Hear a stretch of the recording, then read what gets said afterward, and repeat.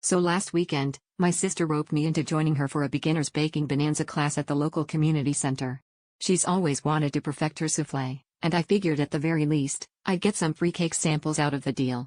We show up early, aprons on, ready to whisk our way to greatness, when in walks our instructor, Chef Brad. He's got a twinkle in his eye, a chef's hat that's about 3 inches too tall, and a grin like he knows something we don't. From the moment he starts, it's clear Brad is about to milk every baking pun in existence. "Don't loaf around, folks, need to stay focused," he says, as I try to stifle a groan.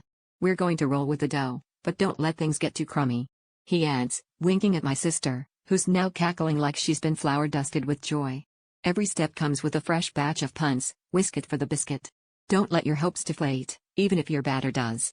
And by the time we get to the soufflés, half the class is giggling uncontrollably, the other half is stress-eating their mise en place.